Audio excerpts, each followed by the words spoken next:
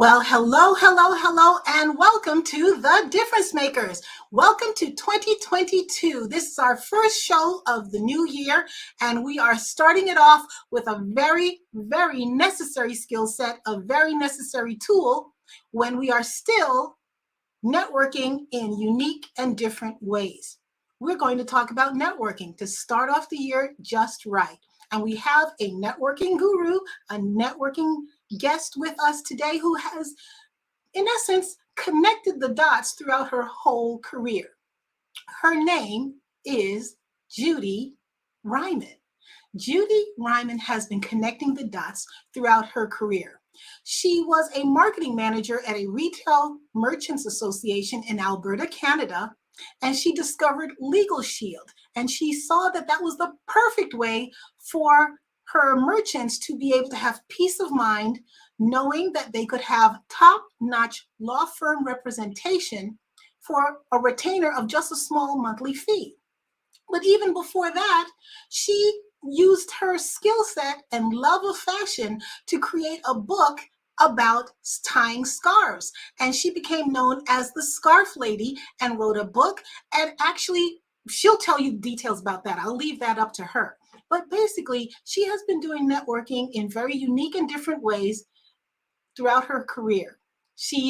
I love her because that's my passion as well, is networking. And she has been a key member in a number of different business associations and helping others to network as well.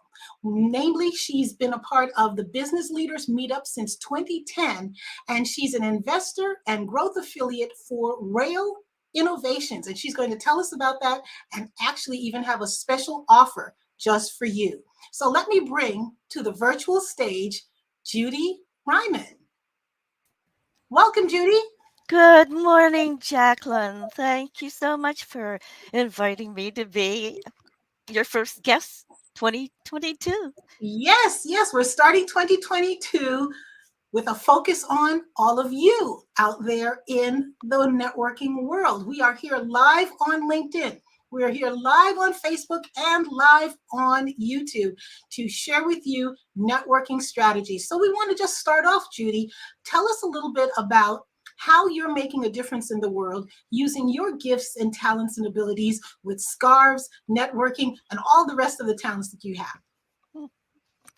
Personally, right now, I'm making a difference being a grandmother. Wow. And in the public sphere, I'm making a difference Mhm. attracting and growing a community of entrepreneurs that are congenial for sharing and for learning. Awesome, awesome, awesome. How did you come to find that as your passion? I'm an introvert by No, nature. no. I really, in private life, I'm an introvert. Mhm. Publicly, to reach my goal, I have to switch on my extrovert.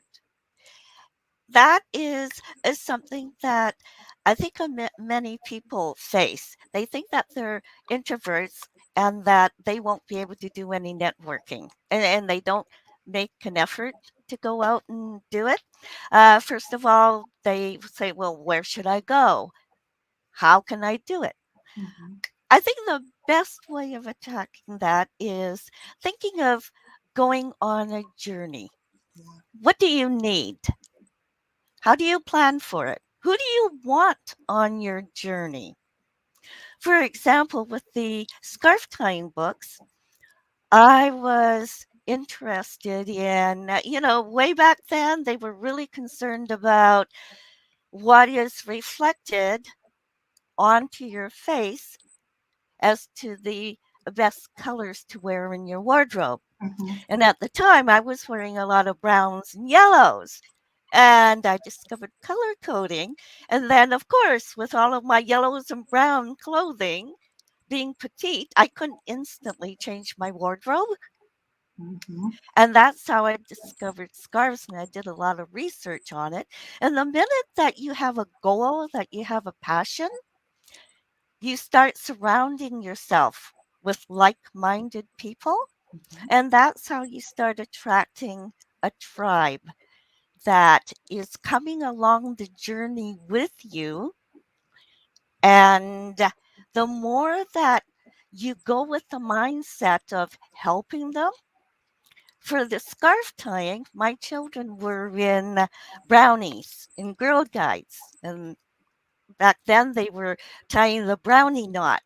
And it was leftover right and right out, whatever. And I was thinking, this is like a pretzel. I don't understand this.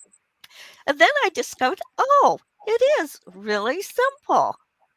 I started teaching people how to tie the square knot. So I've discovered a problem that a lot of people had doing a very simple square knot, but they couldn't get it wrapped around their head. And I was helping them how to do it. And that's how I ended up experimenting, and retailers started hiring me, associations. Then I was thinking, oh, I better put all of this down in a book. Yeah. I did it thinking of people. So cookbooks were really big, one recipe per page. So I decided, well, we'll do it like a recipe book. One scarf tying, and each end is one color so that you can see this end is going here and this end is going there. That's how, oh, and here is a really important tip. I knew nothing about retailing or publishing at that time, Mm-hmm.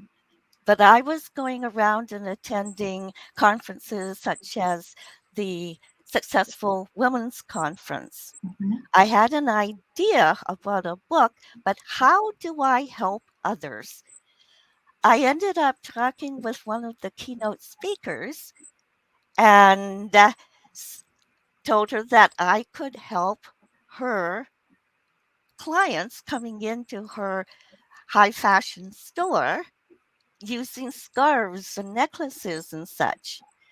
Would she be interested in doing photography with me? And she said, oh, no problem. We do our fashion photography twice a year. And that is how I ended up with photographs of Miss Calgary 1987 and Miss Calgary 1986 featured on the cover of my book. Wow. And I only had to pay $1 for the rights. That's an awesome testimonial story to give people guidance to just go for it. You never know what opportunities are out there for you if you just take the chance. You went up and spoke to the keynote speaker of a major event. Most people would be a little apprehensive about why would they even want to talk to me? But what made you say, I'm going to go for it? What made you go through the thought process of saying, I'm going to take this chance. I'm going to give. I'm going to offer, as opposed to what can I get? The key thing in my mind was, okay, how can I help your customers? Mhm. And then everything else kind of fell into place. Awesome. It's similar to, what is it called? The Secret, Mm-hmm. but it's not wishing and wanting. It's, this is what I can do to help your customers. And that, I think, is the keystone of everything. Absolutely. Absolutely. It's being other focused. When you are other focused and you're giving first, naturally people have a reciprocal type of nature where if you do something for them, you offer something to them, they see you in a nice light, and they often want to say, well, you did something nice for me, so maybe I can do something nice for you, or what can I do for you? Or maybe just the fact that as the conversation goes on, they see an opportunity where they can support you. And people love to help people, but when they are maybe in a high position, they have many people trying to sell them things. Even here on LinkedIn, you get a lot of salesy type messages and people want to get. But when you give first, and you're other focused, look at the things that can happen. That's an awesome, awesome story. Any others you have I to think share it's for a us? matter of paying attention to the Mhm. other person Yeah. and then stepping forward. I'm surprised that so many people attend Zooms, events, and such, but they never connect with the keynote speaker. Mhm. They never invite the keynote speaker onto their LinkedIn community. Yes. That is very true. I have spoken at various summits, and I'm always so happy to have people actually reach out and want to have a conversation. And it's not that I'm trying to sell them anything, but I just want to engage with the people who took the time out of their busy day to attend something that I participated in, and to get to know people, because I love people and I love to get to know what they're passionate about. So to have those conversations beyond the actual event is always just so enjoyable, and I'm sure you enjoy them too. Right now, with Zoom so popular and not being able to go out, in fact, we were going to have our first live or in person Mhm. Kitsilano Business Leaders Meetup in January. But then, you know, by the time the beginning of January came by, oh, the COVID thing was exploding all over again, Yeah. and the weather conditions were just, Now, what I discovered recently, before when I was on Zoom calls, I would write down uh, people's names and such. And then I had difficulty figuring them out when I wanted to connect with them on LinkedIn. So now, where I take it in a gallery format and print screen, now I can match up the headshot with Mhm. the name of the person on LinkedIn to make sure that I've got the right one. And I'm able to connect with them and saying, I was on VBN with Jacqueline, for example, with you, and saying that I really enjoyed your comments. So something really simple like that gives you an automatic in to spark people to accept you on LinkedIn. Absolutely. Absolutely. So that's a great first tip. Do you have any others you can share? People tend to think that either they're too young or they're too old, they're too introverted, or whatever. I've got a great story, and that is Iman Age. He arrived in Vancouver at the age of 25, and he could barely speak English, from Iran. I remember him way back then as kind of a wallflower, but he wanted to be in business dealing with entrepreneurs. And slowly he went out and went to all of the different events with entrepreneurs. He listened, he learned, he took English classes. And now, within about 12, let's see, the 2010, so, yeah, he is now with Success Network, Success Road Good Academy. Enterprises, actually. And serial entrepreneur, he has meetups going all over the world, and followers, lessons, and all because he just took it step by step. Not saying that he couldn't do it, but okay, this is my journey, this is my goal. How do I attract like minded people who can learn from me and I can learn from them? Well, interesting you bring up Iman, because that is indirectly how we have met. Because I am familiar with Iman, I'm part of his community, and I was a speaker for one of his meetups a few weeks ago.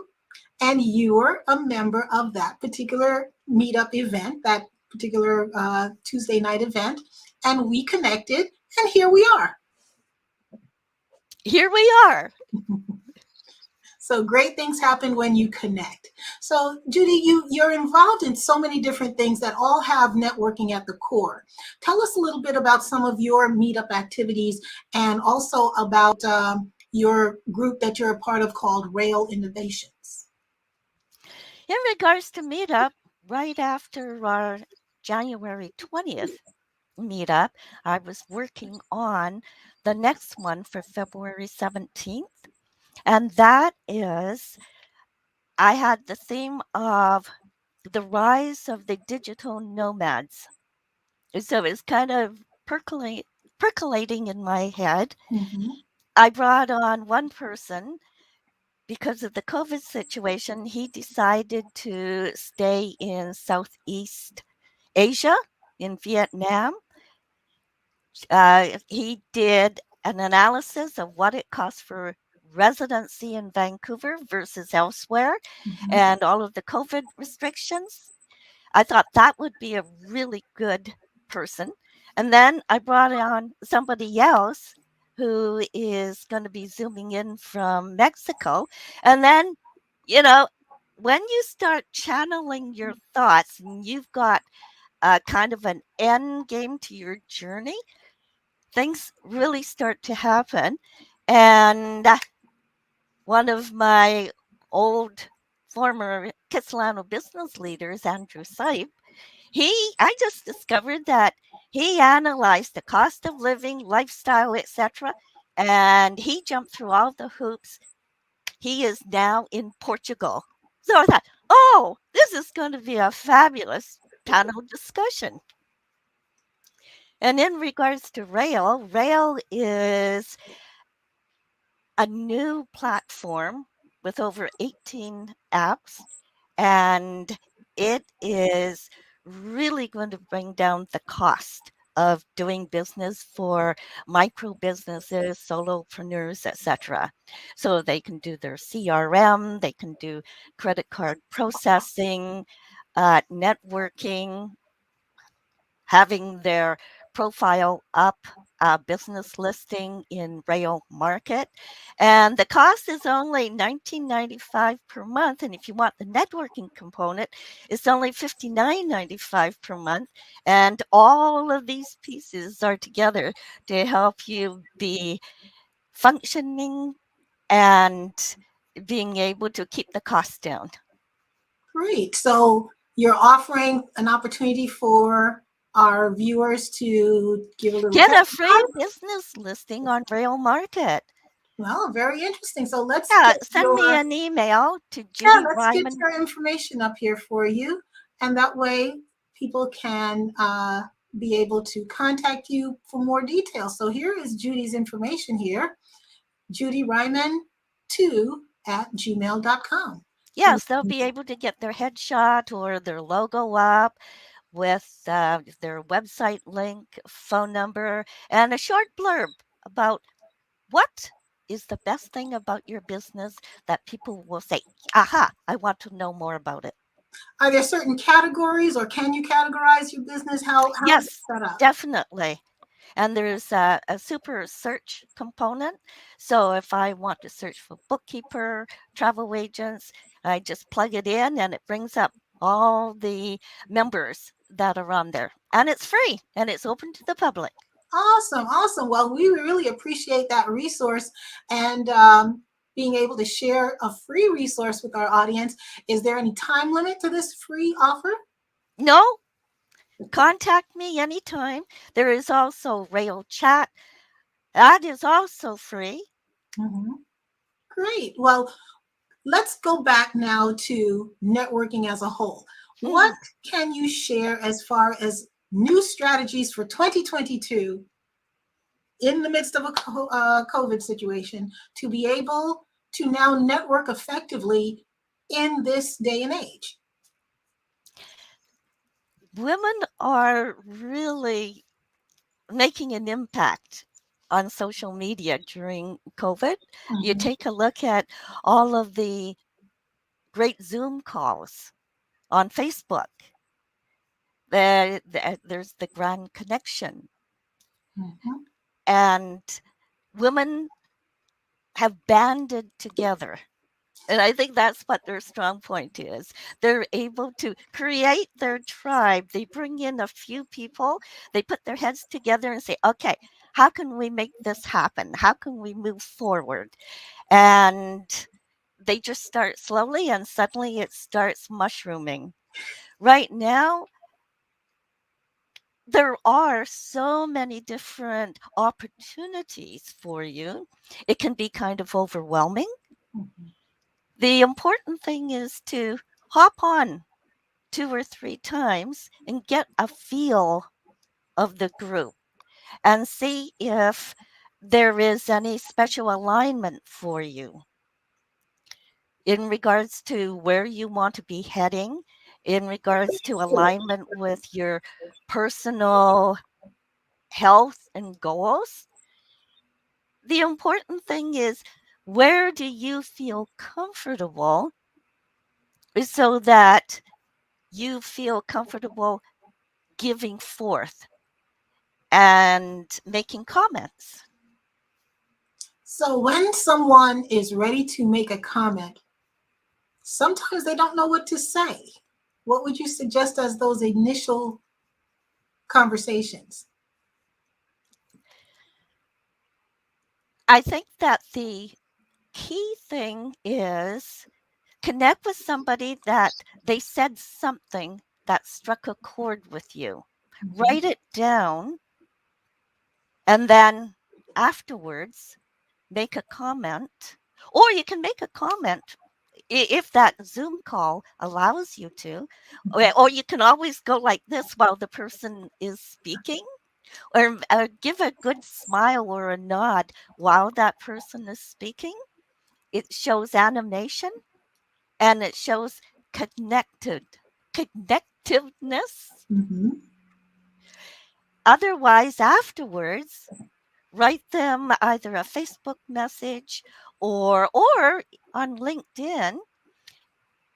If you had taken a snapshot of that person talking or of the gallery, post it on LinkedIn and tag some of the people that you thought had some really important things to say, and just simply mention that I learned so much listening to such and such and such, and that's all you need to do. So let's take it a step further now as it relates to maybe someone who has made some efforts to reach out to people, but they have a vision of doing something a bit more, growing their own tribe, having their own Facebook group, or having their own meetup group, or their own LinkedIn group.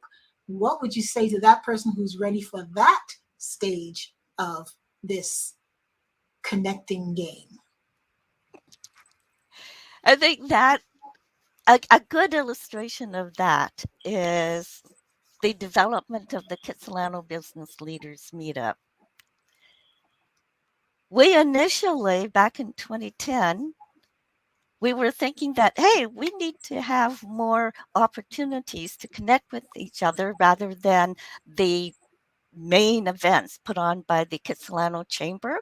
So Mhm. just a small group, reach out, you get your little group together of 8 people sitting around a coffee table and sharing, learning, okay, what can we do? Mhm. And getting to know each other.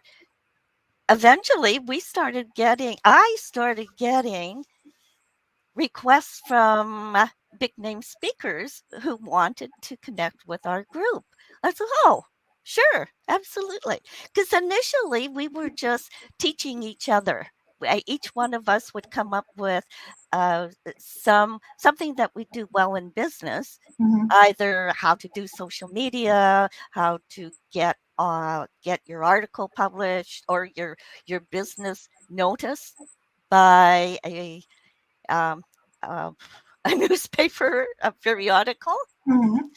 But then we started getting people that have a big name following wanting to speak to our members. So that's how you slowly grow your group. Start off, take that first step, even if it's just 1 or 2 other people. Mhm. let other people know that this is what is happening. This is what they will get out of it. So, how have meetups changed since the pandemic? Of course, they used to be in person, they switched to virtual, but I'm sure there are other dynamic changes that have happened. Can you share a bit of that? Meetup has been, in a way, kind of on hiatus. Mm-hmm. A lot of the business groups are meeting on Zoom, and it's just as easy to reach them through LinkedIn and through Facebook as it is going through Meetup. If you want a specialized activities and you want to reach a wide audience with that particular, Meetup still has good opportunities for that. What do you But, think is the main difference between Meetup? How is Meetup unique versus the other social media platforms as far as meeting groups? Meetup has, you're reaching one target.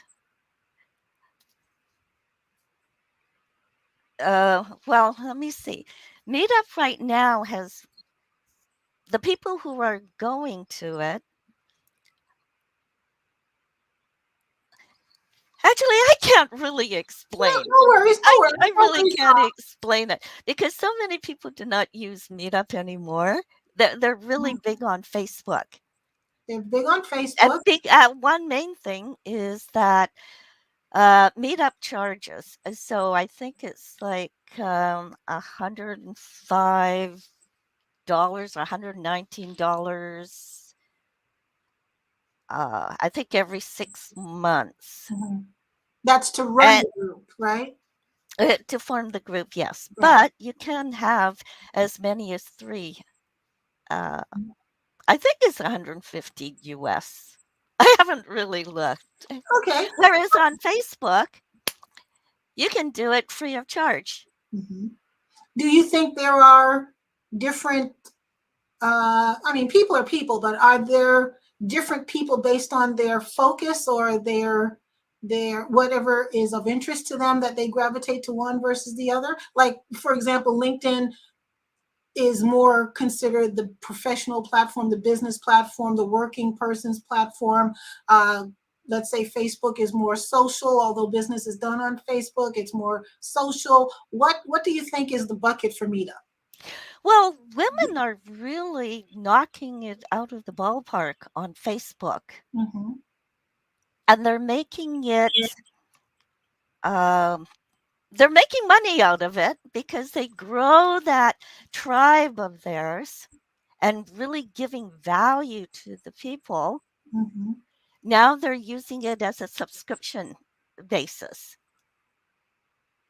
Tell us a little bit more about that for those who may not yet be familiar with that. Well, for example, the Grand Connection, they have they're growing their community by having numerous generally speaking, female entrepreneurs coming Mm-hmm. on and speaking for about 5 minutes.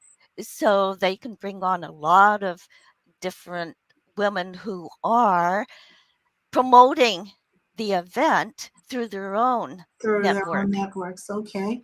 Well, And now that they've grown it so large and given so much value, they're able to say, this is what else we can do for you if you are a paid up member. mhm. And now they're charging for certain things a subscription cost. Okay, so that's a good strategy for you all out there. Once, And Meetup, it's Facebook in that respect is so much more dynamic for women, especially women mhm. entrepreneurs, than Meetup. Okay, all right, great. Well, we have your contact information here, Judy Reiman, number 2, at gmail.com for her special offer for Rail Innovations, RAYL innovations to be able to have a free listing of your business or your service or product offering to be able to share it with the world. So Judy, I'd like to thank you so very much for being here with us on our premiere edition for 2022 of The Difference Makers. We appreciate you being here. Thank you so very much. And all of you out there, we'll see you next time on The Difference Makers. Have a great day. Thank you so much. Really appreciate it. Had a lot of fun. Thank you.